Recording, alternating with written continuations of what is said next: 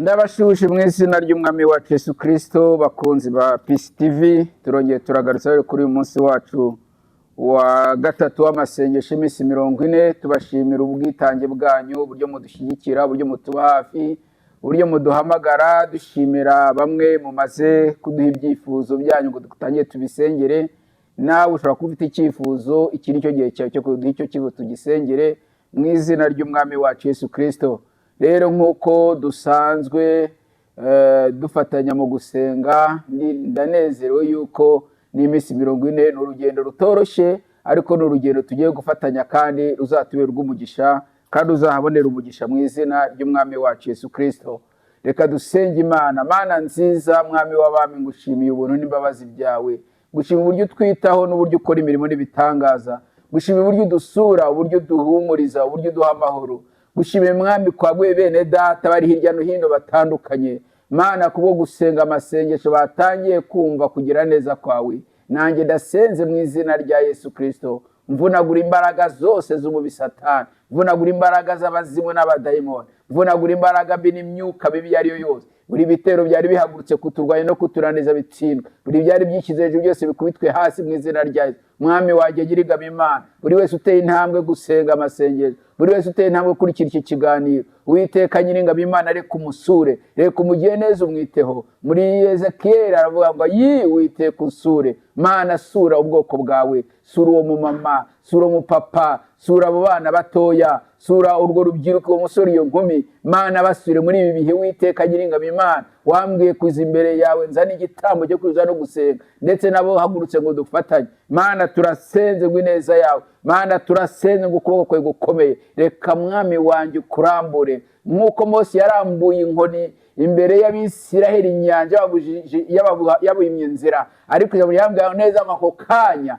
ngo amazi yigabanyamo kabiri, Abisiraheli barambuka. Hari abagomba kwambukira muri amasengesho, hari abagomba kubokera kuri amasengesho, hari abagomba kubyara muri amasengesho, hari abagomba kubona abana muri amasengesho, hari abagomba gutera imbere business muri amasengesho, hari abagiye kubona amahoro, hari abagiye kubona ibyiringiro, hari abagiye kubona gukomezwa, hari abagiye guhaguruka, hari abagiye guhagurutswa, hari abagiye guhumurizwa, hari abagiye gutera imbere, hari abagiye kubona ineza y'Imana, hari abo Uwiteka agarutseho mu izina rya Yesu Kristo. Mana y'amasengesho, ndasenze mu izina ryawe Kristo, Uwiteka Nyiringabo Imana, kuko aya masengesho ni aya masengesho y'imiryango yacu, ni amasengesho ari mu bana bacu, ni amasengesho mu nshuti zacu, ni amasengesho mu baturanyi bacu. Mana reka tugire imiryango mizima, reka tugire imiryango yuzuye ubuntu n'imbabazi, reka tugire imiryango yubatse kandi yubakitse, abarwayi barimo bakire, abashonje bahaze mu izina rya Yesu Kristo. Imbabazi zawe bazibone mu izina rya Yesu Kristo. Mana y'amasengesho, kabiri twashyizeho itorero ryawe, Uwiteka Nyiringabo Imana. Waravuze ngo uzubaka itorero, n'amarembo y'ikuzimu ntazarinyeganyeza. Ni kwabwa umugaragu we Petero, kandi Uwiteka Nyiringabo Imana ugera inyuma y'ijambo ryawe ukarisohoza. N'uyu munsi ndacyashimangira ngo itorero ryawe ntago rizijya rinyeganyega, ntago rizijya rinyeganyega, ntago rizijya rinyeganyega mu izina rya Yesu Kristo. Abantu mu mpano zabo reka bazikoreshe, reka bahaguruke bakore, reka bahaguruke bakuvuge, reka bahaguruke bavuge imbaraga no gukomera kwawe mu izina rya Yesu Kristo. Ndetse n'igihugu cyacu ukigirire neza, wagura imbago zacu, utugirire neza mwami w'abami. Utuzamu mu buryo buri finance, utuzamure mwami mu iterambere, utuzamure mwami, uduha amahoro, utuzamure mwami, duha umutekano igihugu cyacu cy'u Rwanda, abayobozi bacu b'u Rwanda, guhera ku buyobozi w'umudugudu, Uwiteka Nyiringabo Imana, kugera kuri Perezida wa Repubulika, mbashyize mu biganza byawe. Ubarinde amanywa na nijoro, ubarinde inkurumbi, ubarinde ibibateye ubwoba, ubarinde ibananiza, ubarinde ibicantege, ubarinde mwami basubiza inyuma, ahubwo bizere ijambo ryawe, bakomere mu ijambo ryawe. Twese nk'abanyarwanda tubone kugirirwa neza, kandi Uwiteka Nyiringabo Imana n'abarimo batwumva bari muri East Africa, n'abarimo batwumva bari muri Amerika, n'abarimo batwumva bari mu Buraya, abarimo batwumva bari muri Aziya, abarimo batwumva bari Oceania, abarimo batwumva bari kuri iyi si bashobora kumva Ikinyarwanda, Uwiteka Nyiringabo Imana ubagire neza, kandi ubiteho, kandi ubashoboreshe, kandi babone amahoro, kandi babone ibyiringiro bivuye kuri wowe. urakoze Yesu Kristo, urakoze kuri umwami w'amahoro, urakoze kubigwatabaye, urakoze kubarengeye, wumvishe gusenga kwacu, wumvishe gusenga kwacu no gutakamba kwacu. Ijambo rye riratubwira ngo abakwiringira bameze nk'umusozi Siyoni utabasha kunyeganyega. Mana ndasenze mu izina rya Yesu Kristo, reka abana bo kunyeganyega, abari mu miraba, reka iyo miraba ituze mu izina rya Yesu Kristo, babona amahoro avuye kuri wowe, babona ibyiza bivuye kuri wowe mu izina ryawe Kristo, no dusabye tubyizera. Amen. Hallelujah, hallelujah, hallelujah, hallelujah.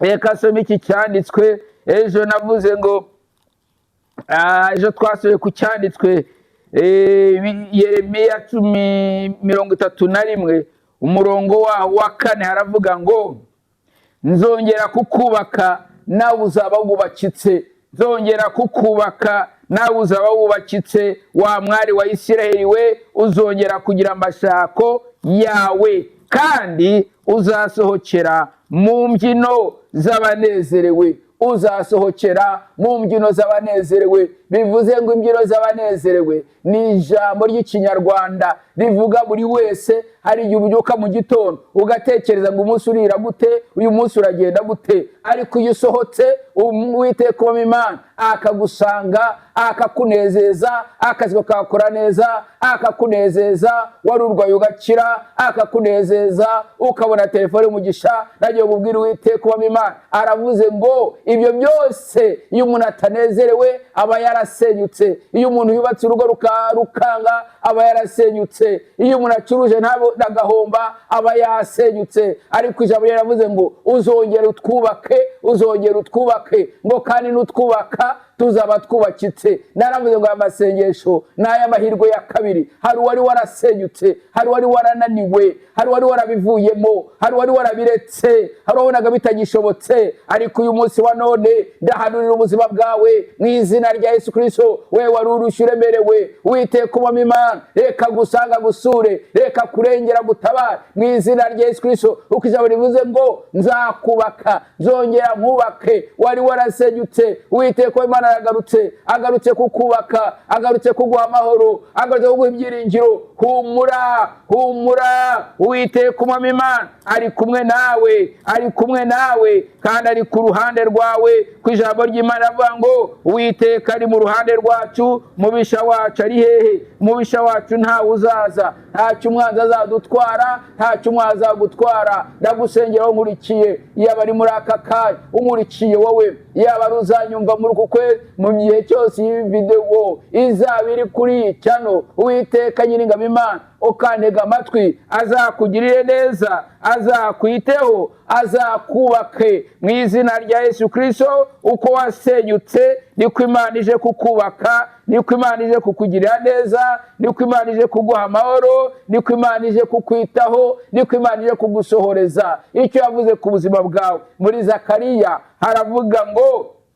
umutwe w'amagambo Zakariya 8 umurongo wawo mu 8, umutwe w'amagambo avuga ngo Imana izagaruka Yerusalemu, hazubaka habeho amahoro. Imana izakugaruka wa mama we, Imana irakugarutse wa mama we, kandi ugiye kuba amahoro, kandi ugiye kuba uw'imbaraga, kandi ugiye kubona ubuzima, kandi ugiye kubona imibereho mishya. Amarira warize arahagije. Niyo mpamvu Uwiteka Imana Bibiliya iravuga mu Gutegeka ibice byaho 2 ngo igihe uzungurukiye kuri umusozi kirahagije, noneho cyamika. Sinzi umusozi uzungurutse, birashobora ko ari umusozi w'ubugumba, birashobora ko ari umusozi w'urushako, birashobora ko ari umusozi w'ibihombo, birashobora ko ari umusozi w'uburwayi. Uwo musozi wari wo wose uhagaze imbere yawe, mu izina rya Yesu Kristo ndahanura ubuzima bwawe ngo wa musozi urahinduka ikibaya, wa musozi urahinduka ikibaya, wa musozi urahinduka ikibaya. Mbaraga z'umwayi Satani, mbaraga z'abazimu n'abademoni, mbaraga z'imyuka mibi, mbaraga za karani, abo barozi baguhagurukiye mu izina rya Yesu Kristo, nanjye aka kanya bahagurukiye mu izina rya Yesu Kristo. Iyo myuka y'imiryango, izo karande z'imiryango, muri Yesu Kristo karande zivayo zigacika zikava ku buzima bwawe, nawe zive ku buzima bwawe, nawe zive ku buzima bwawe mu izina rya Yesu Kristo. We wari warasenyutse, Uwiteka Imana arambwiye ngo aje kongera kukubaka, aje kongera kukubaka, aje kugusubiza mu kazi kawe, aje kugusubiza mu rugo rwawe, aje kuguha amahoro, aje kuguha ibyiza bivuye ku Uwiteka Imana. Humura, humura, humura, Imana irakuzi kandi zibibwira kukugirira, ntabwo ahubwo ni byiza. Nubwo ubona abana biga bikomeye, ndavugana nawe uyu munsi wa none, humura, Imana irakira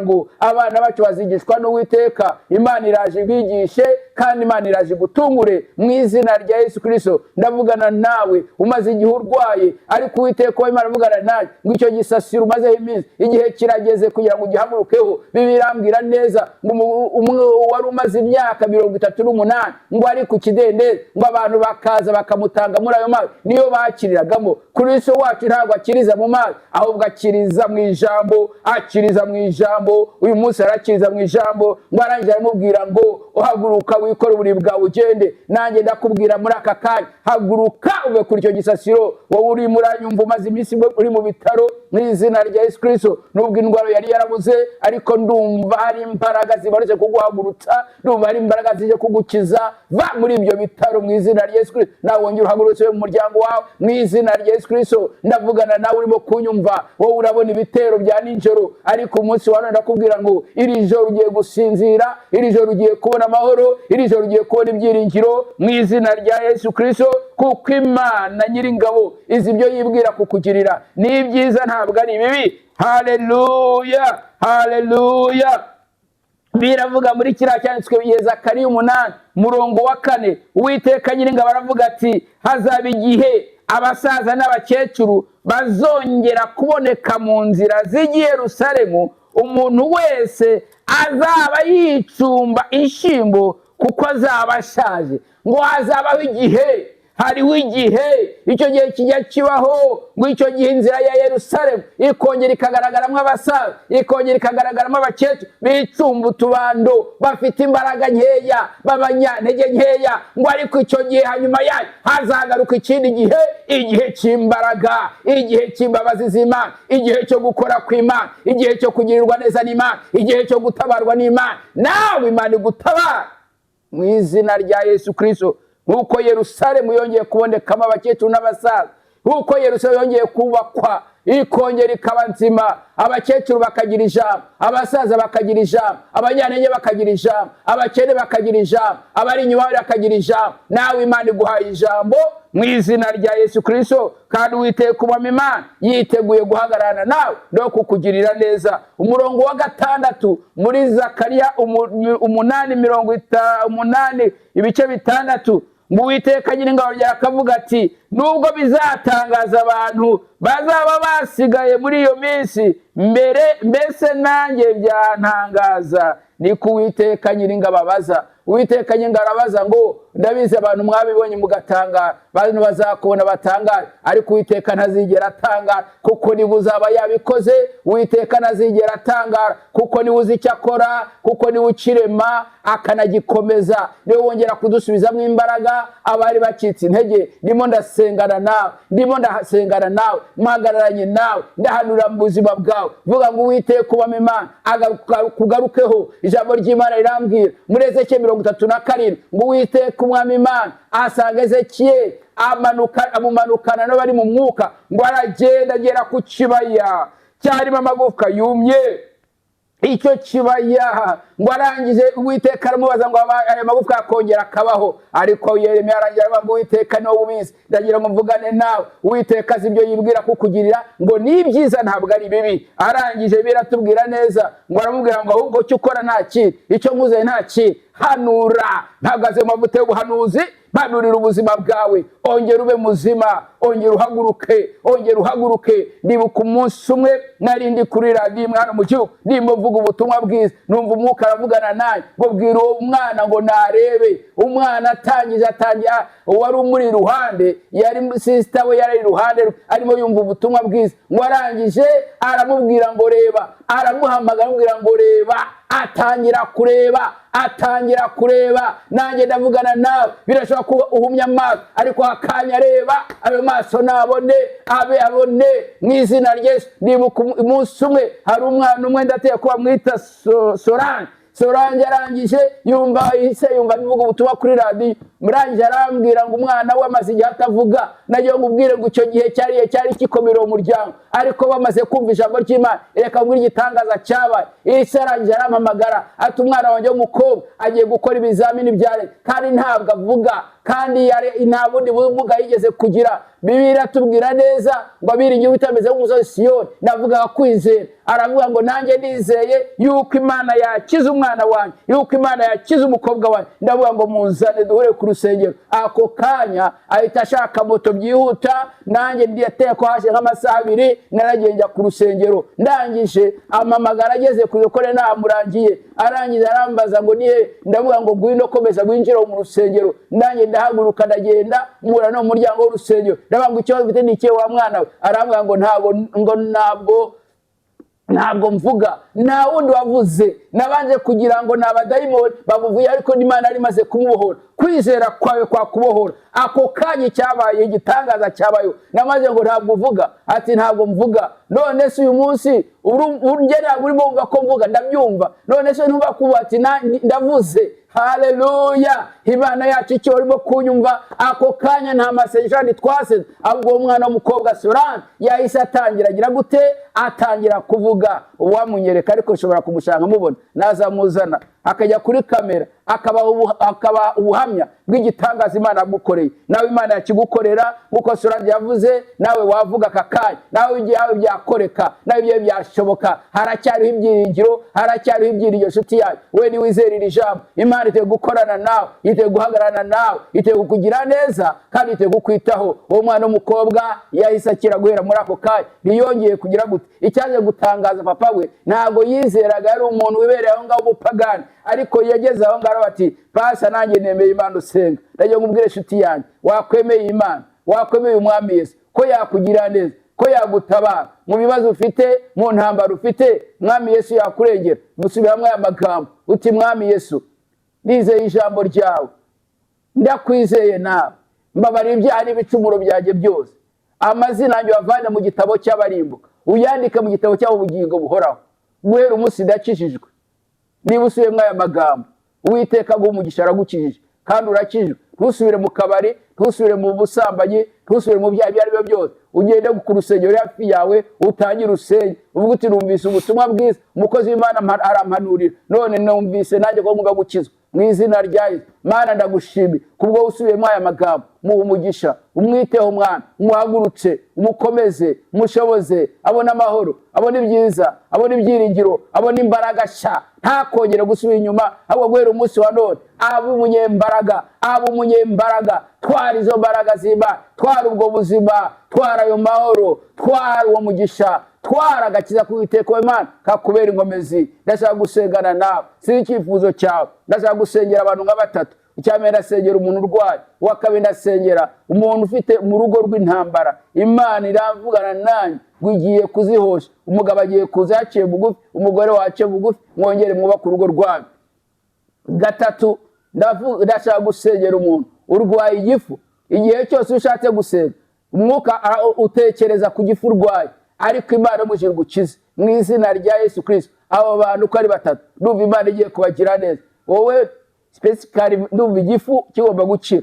Wowe urarwaye, sinzi aho urwariye, ariko Imana iguhagurutse kuvane ku bitaro ibyo urwariye ibyo ari byo byose. Nawe urwaye, nawe urimo kunyumva intambara ziri mu rugo, niwe tugiye gusengana bwa mbere mu izina rya Yesu Kristo. Mwami w'abamenyi n'ingabo, Uwiteka mwami wanjye, niwe wubaka urugo, niwe nyiri umugambi w'urugo, niwe uzi ingo zacu, niwe uzi imiryango yacu, niwe uzi izifite amahoro, niwe uzi izirimo intambara. Mu izina ryawe Kristo, Mana ndasenze igitambo cyo kuri umunsi wa gatatu, reka urwo rugo rwongere rwubakwe. Mana tuze gusoza amasengesho. Mana urugo rurimo amashimwe, Mana urugo rurimo amashimwe, Mana urugo rurimo amashimwe mu izina rya Yesu Kristo. Aho yabaherereye hose, Uwiteka nyiringabo Imana yumve iyi video, arebe areba iyi video yumva ubutumwa bwiza mu izina rya Yesu, reka abone amahoro mu rugo rwe, reka abone amahoro mu rugo rwe. Urwaye igifu reka kire mu izina rya Yesu. Mwami Imana Nyiringabo, wanyishije igifu, uranyuma amavuta yo gukiza igifu, nirukanye umwuka w'igifu nuve ku buzima bwe. Uwo mwuka w'igifu nusohoke, uwo mwuka w'igifu nusohoke. Wagivuye wa mwuka we wice busohoka, sohoka, sohoka, sohoka, sohoka mu izina rya Yesu. Ubaye muzima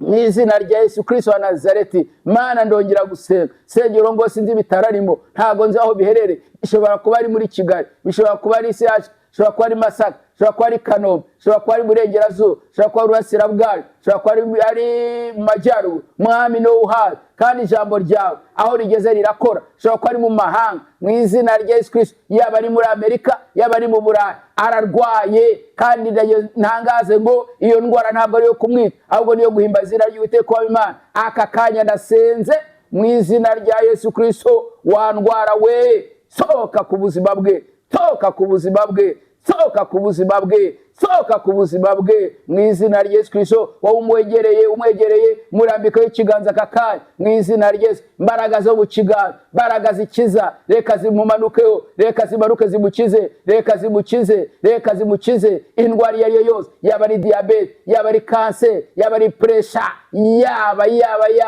yaba sinzi izina ry'indwara arwaye, ariko ijambo ry'Imana rirambwira neza mu Filipi ibice 2 ngo twahawe izina risumba n'amazina, niryo zina rya Yesu Kristo, ngo iryo zina ririmo gukiza indwara.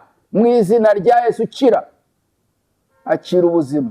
Ndagushimiye Mwami, ndagushimiye kubw'abantu bakize, ndagushimiye kubw'abantu babohotse, ndagushimiye kubw'abantu batuzatangira nejo gusengana mu izina rya Yesu Kristo. Wowe unyumvise muri aka kanya utaratangira gusenga, ndagusengera Imana iguha imbaraga dusengane. Iminsi 40 iraza gushira wakira igitangaza cyawe mu izina rya Kristo Yesu. Nose byose mbyizeye, amen. Imana ikumera umugisha. Ni Pastor John Karimbani, ndabakunda cyane. Ushobora kumamagara kuri telefone yanjye cyangwa ukanyandikira ni 0788430085. Nyandikira, mamagara, dusengane. Imana yo mu ijuru iguha umugisha. Kandi ubutumwa bwiza ndagira ngo ubwire ngo niba bukuryoheye bwohereze mugenzi wawe, kandi nurangiza ukande kuri subscribe.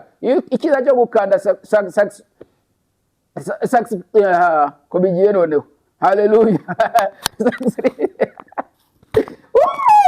Rima kasekere mandere boko seketere bandaraba mu izina rya Yesu. Ndavunagura buri mwuka waza uvanga, waza ukunaniza, waza ugucire, waza udute, waza utunaniza, uvuga ngo ntabwo wumva ubutumwa bwiza. Ubutumwa bwiza urabwumva kandi buraza kugukiza mu izina rya Yesu Kristo. Ikiza iyo ukoze share buri wese abona ubwo butumwa, kandi Imana ikaguha umugisha. Iyo like binyereka ko mwabikunze. Iyo ukanze subscribe nabyo bituma ugira notification igihe cyose waba nkize w'ikiganiro ugahita ukibona. Kandi ishize comment menye yuko nawe uri mukurikira ubutumwa bwiza. Imana ikumera umugisha, Imana bakomeze kandi bashoboze. Ndabakunda cyane, kandi Imana yo mu ijuru muri iyi minsi 3 hari ubuhamya bugiye kumanuka mu izina rya Yesu Kristo, amen.